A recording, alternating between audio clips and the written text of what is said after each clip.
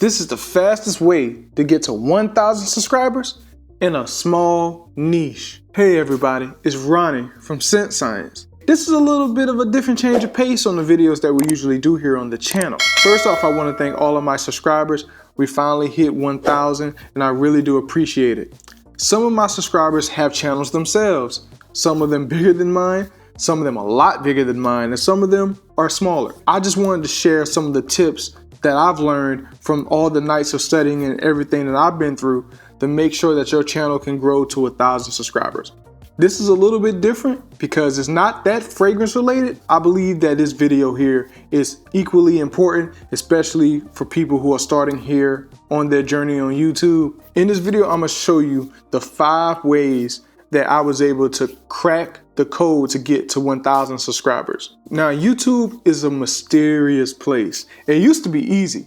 Back in the day, 07, 08, 09, you can post, your video may or may not blow up. You don't have to worry about titles, you don't have to worry about thumbnails, you don't have to worry about tags. You just put it out there into the world and people will find you. But because YouTube has gotten so big, Google has bought it, all different aspects of YouTube now rely on analytics. My very first video on this channel was titled The Art of Applying Fragrances, Unboxing Maximum Compliments. That video was showing you how to apply your fragrances so they can project better and last longer. You know how many views that video did? 283. That was the very first video, and I'm sitting here racking my brain about how people have their very first video blow up or even crack 500 views. It was disheartening. I thought the only thing I had to do was just post a video that people would like and it'll work. That leads me to my very first point. Your thumbnail is your first impression. Now, you're going to see videos of people just with their picture and it works. You'll see thumbnails that look very extravagant, blown out, and it also works. So in your niche, you need to research what thumbnails usually get the most attention. Take bits and pieces from different thumbnails and put them together into yours. You do not need to play copycat with a thumbnail because people will psychologically click on the bigger channel. What you need to do is make sure that your thumbnail looks like it belongs there but can slightly stand out. My second video on the channel, Discover the Best Man's Colognes for Compliments, the top 5 beast mode fragrances. It has the different fragrances. It lets people know exactly what those fragrances are doing, and it has me smelling them. So I have an action, I have what the video may or may be about, and I have examples of what the video will contain. Usually those 3 steps will get you success when it comes to your thumbnail. When it comes to thumbnails, people want to be intrigued, excited, or question their own belief system. That's what I've seen. So in this thumbnail particularly, it's a compliment magnet. People love compliments.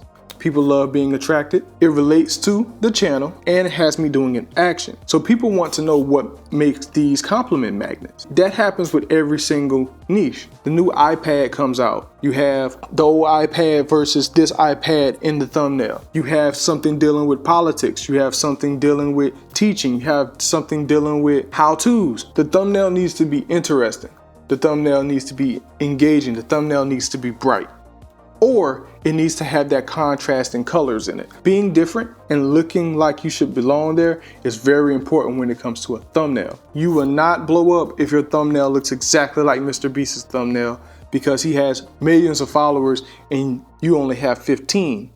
They're going to click on Mr. Beast's. So be creative. The next part took me forever to understand. This part is actually a little controversial because you'll have some creators saying that it doesn't matter. You'll have some creators that says that it's incredibly important. You'll look at some big and smaller creators and see that this aspect of it is completely blank and vice versa. This is tags. Now, tags on YouTube are essentially just keywords. They don't show up in the title. They don't show up in the description.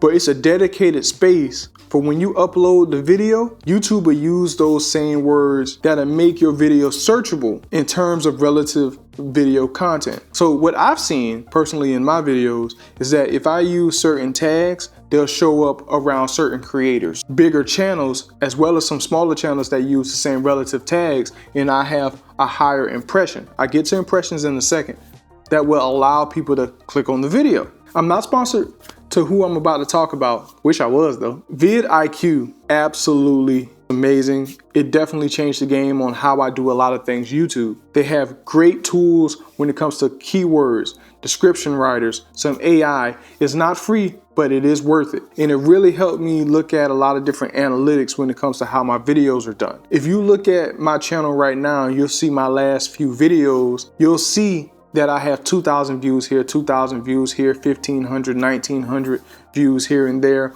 on a multitude of my previous videos. And a lot of it came from vidIQ's keywords and descriptions and rating system. Just a shout out to them. Like I said, I'm not sponsored, but they definitely do help when it comes to it. Now, when it comes to tagging, what I like to use is vidIQ, as well as use Google's tools. The tool I use from Google is Google Trends. You can go there, put in any keyword that you can find, any topic, and they'll show you exactly what people are searching for. And I build my keywords around that, as well as compare it to vidIQ's keyword search system. I think that they use Google as well, but I can't confirm that. The next aspect that also gets a lot of controversy is the descriptions. What works in my videos, from what I've seen, is some of my keywords will also be words that I have in the description as well. The videos that I've done with that really tracked better than the videos that I didn't do with that. One good example of that would be the must-own clone of Louis Vuitton's Ombre Nomad video. I put similar keywords in the description and the videos got a higher impression. So with impressions, that means how many people have seen your video come down their feeds. The higher impression amount, the more likely you'll have people click onto your videos. So you'll need to have a combination of those keywords in the keyword section, as well as some of those keywords being in the description. That usually would tend to higher impressions and a higher click-through rate. Click-through rate is what's the percentage of people have clicked your videos that seen it from the impressions. Now, the next aspect of YouTube that really got on my nerves, titles. But what I found is, if you can make the title explain exactly the overall goal or the vision of the video, you'll have yourself better success. Let's take this video for example. 10 expensive smelling fragrances that are cheap. That right there tell you exactly what the video is about. I have 10 fragrances here that smell expensive, but they're also cheap. The thumbnail says smell rich, spend less. It has a picture of a yacht in the background, and it has me sniffing a fragrance. That right there gives you a complete understanding of what the video is about. You still want to know what those 10 fragrances are. You can have them blurred out or not blurred out, but I decided to blur mine out. A little bit more mystery and a little bit more intriguing when it comes to people wanting to know exactly what the fragrances are. And this works in a lot of different niches. You'll have what's different about the M2 Mac versus the M1 Mac right there in the title. Since it's right there in the title, you completely understand what the video's going to be about and why you're here. And you want to sit and get more information. That's how a lot of people think when it comes to different thumbnails and titles. You'll get the impressions from the keywords and the words in the description and the keywords that you use. So you need to make sure that you have these different elements when it comes to growing your YouTube channel. I got to 1,000 subscribers in a very small niche just using this formula.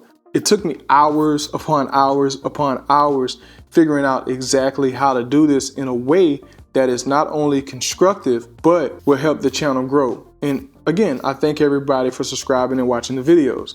The next thing, don't sweat the small stuff. I know we've been talking about all these different aspects of everything, but if you don't make yourself at least above average video, nobody is going to sit and watch it anyway. So you don't have to have it perfect with 1,000 effects, 1,000 jump cuts, and completely standing out in 1 million different locations. Just try to have the video be watchable. Don't be boring, be excited. Be happy that people are here, be humble. Enjoy what you do, because if you don't, it's gonna show up on video. Even after you edit it, you think you had yourself a great video and the video actually sucked.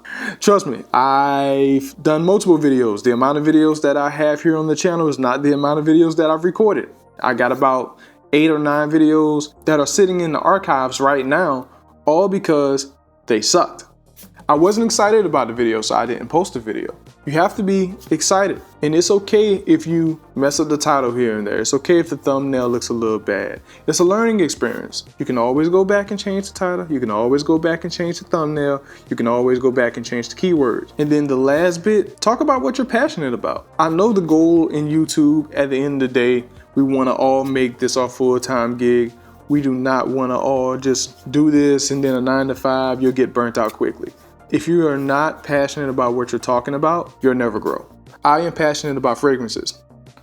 I keep a fragrance with me pretty much at all times. I'll keep one in the kitchen. My wife hates it, but I do. Keep a fragrance in the car. Please don't do that. But that's just in case I forget to put a fragrance on. I have one in the car. It's just a cheapie. I don't care about the longevity of it, so it just sits in the car as a backup just in case. I got that idea in high school. I used to keep those Axe body sprays in the car just in case I didn't put on some cologne, and I'm good to go at least for about a good 2 to 3 hours. So that's why I keep it there. If you see the money that people are making, like Mr. Beast, some of these Mac reviews, some of these game reviews, and you just want to do it for the money, I completely understand, but you're going to get to the point of where you hate it.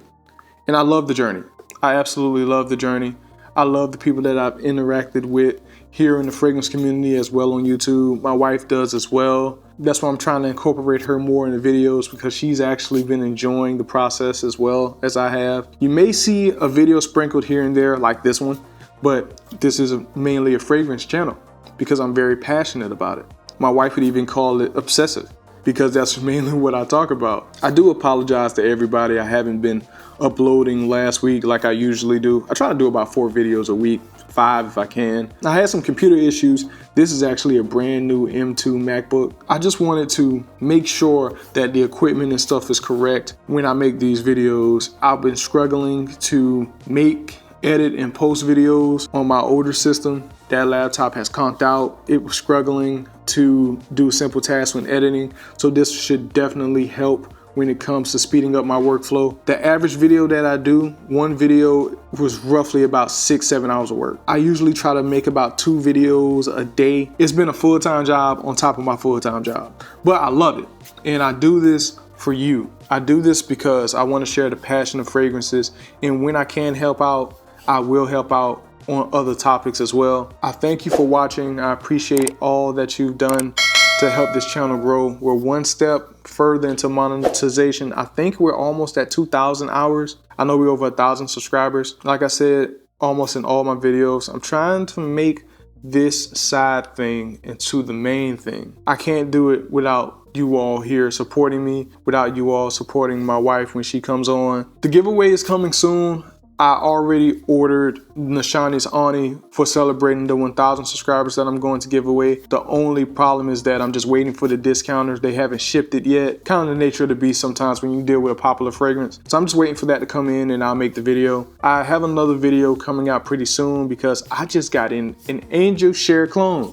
And I think that Angel Share clone is pretty doggone close. It's a little bit different on certain aspects of it, but I'll definitely talk about it in this next video. And I hope this video was at least give y'all a little bit of insight on how YouTube does some of its things. It wasn't too detailed and technical because I'm only at 1,000. Once I get a little bit more of a subscriber account, I can look deeper into some more analytics and explain how you can also grow, because it's not just our channel growing, but we want everyone to grow in fragrances. I want everybody to grow in life. I want everybody to just whatever you want to do, be great at it, as long as it's what you want to do. This is Ronnie from Scent Science.